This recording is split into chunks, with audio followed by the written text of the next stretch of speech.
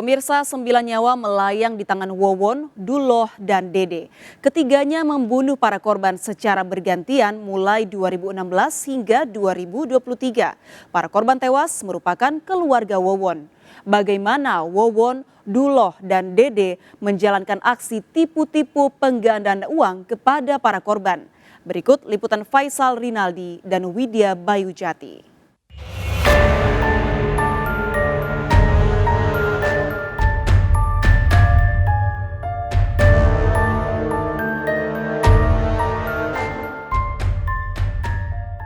Terkuaknya pembunuhan berantai yang dilakukan oleh Wowon Erawan beserta dua komplotannya yakni Solihin alias Duloh dan Dede Solehudin berawal dari kasus keracunan yang dialami satu keluarga di Bekasi, Jawa Barat. Dari pengembangan polisi, akhirnya kasus mengarah pada adanya praktik penggandaan uang yang berujung pembunuhan sadis. Parahnya, korban terbanyak justru masih memiliki pertalian darah dengan Wowon. Selain itu, korban lainnya rata-rata adalah para TKW yang mempercayakan uangnya kepada Wowon untuk digandakan. Tercatat ada 9 orang korban tewas akibat kekejaman Wowon CS. Korban pertama Halimah yang merupakan istri kelima Wowon dan dibunuh pada 2016 silam. Lalu ada juga Farida dan Siti dibunuh pada 2021. Keduanya merupakan tenaga kerja wanita atau TKW. Selain itu, Wowon juga membunuh mertuanya sendiri, Noneng, pada 2021 dan Wiwin yang merupakan istri pertamanya. Korban lainnya yakni Bayu, seorang balita 2 tahun yang merupakan anak kandung Wowon, dibunuh pada 2022. Selanjutnya, korban kesadisan Wowon CS lainnya yakni Ai Maimunah yang merupakan istri ke-6 Wowon yang juga ibu dari Bayu. Kemudian, Wowon juga menghabisi Ridwan dan Riswandi yang juga merupakan anak tiri Wowon. Ketiganya dibunuh pada 2023 dengan cara diracun. Para korban dihabisi dengan cara diracun maupun dicekik. Hingga kini polisi masih menggali motif pembunuhan Wowon CS. Diduga selain ingin menguasai harta korban, aksi kejahatan Wowon CS juga untuk menutupi kejahatan sebelumnya. Lantas mengapa Wowon tega menghabisi nyawa keluarganya sendiri? Titik berangkatnya adalah dari kemungkinan kepribadian antisosial si Wowon itu. Tadi saya katakan, bagi orang yang berkepribadian antisosial, relasi sosial itu biasa saja. Keberadaan orang lain itu dianggap sebagai instrumen untuk menguntungkan diri dia. Tidak lebih dari itu.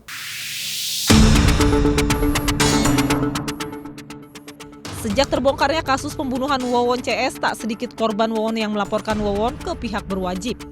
Hana, salah seorang korban Wowon, mengaku telah menyetorkan uang hasil bekerja sebagai TKW kepada Wowon karena tergiur iming-iming keuntungan besar. Yang dijanjikan pokoknya apa yang diinginkan bisa terwujud aja. Teteh berapa invest?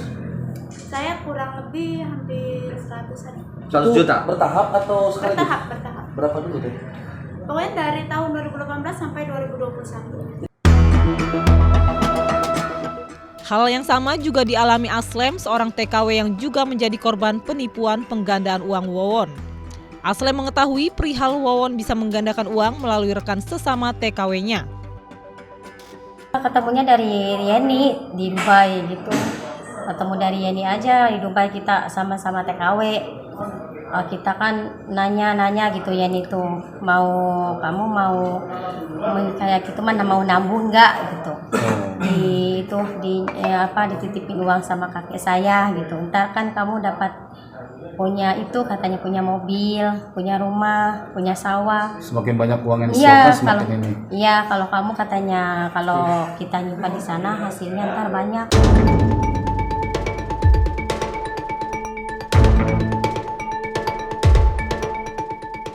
Untuk mengetahui seluk-beluk TKP pembunuhan Wowon CS, tim Delik pun melakukan penelusuran ke Cianjur, Jawa Barat.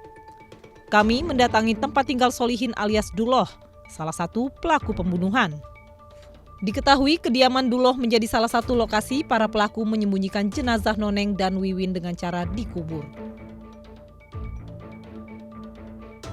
Pemirsa, saat ini saya berada di tempat tinggal salah satu tersangka pembunuh berantai, yakni Solihin alias Duloh.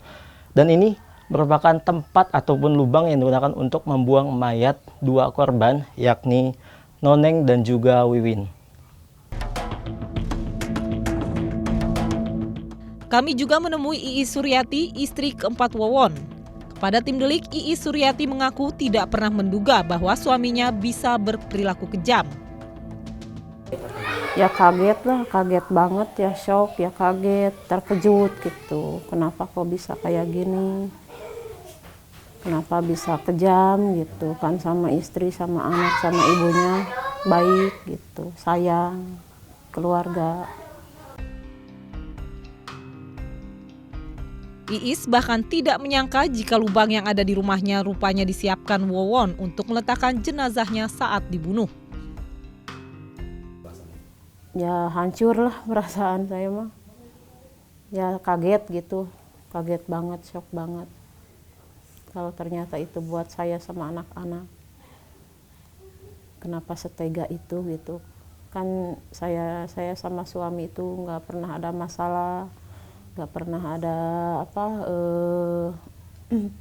ya pertengkaran gimana gitu, nggak pernah.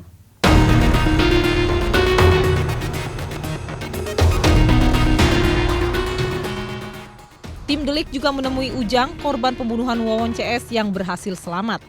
Ujang sendiri merupakan tetangga Solihin alias Duloh. Ujang sempat meminum kopi yang telah diberi racun oleh Duloh.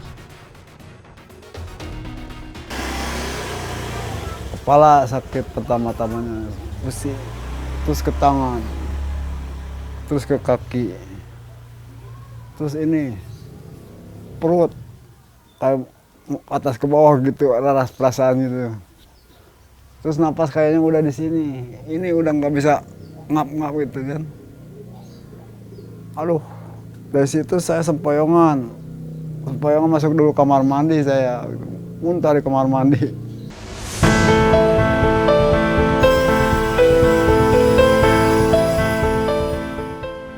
Korban lainnya yang juga nyaris terbunuh merupakan anak di bawah umur berusia 13 tahun.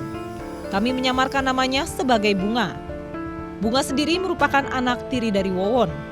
Pada tim Delik, Bunga mengaku telah 5 kali diancam akan dibunuh oleh Wowon. Jadi Wowon pernah ngancam saya lebih dari 5 kali gitu. Soal? Ya soal saya saya gak boleh ngasih tahu keberadaan saya sama keluarga saya gitu. Ancamannya seperti apa? Ancamannya kalau saya bilang saya bakalan celaka gitu.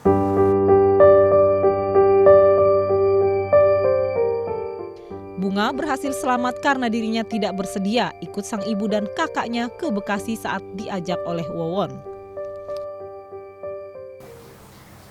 Kemudian sebelum jalan ibu ada pesan khusus atau ngomong apa gitu ke Salsa?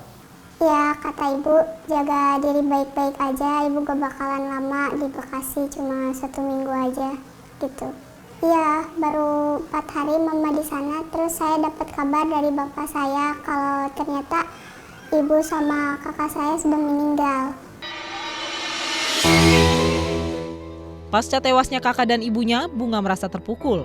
Bahkan hingga kini dirinya masih tidak menyangka bisa selamat. Kalau saya ikut ke Bekasi juga mungkin saya sama seperti kakak sama ibu saya juga gitu, diracun. Saya bersyukur masih bisa selamat. Kasus pembunuhan Wowon CS menjadi gambaran bagaimana masyarakat di Indonesia banyak yang masih percaya pada modus penggandaan uang.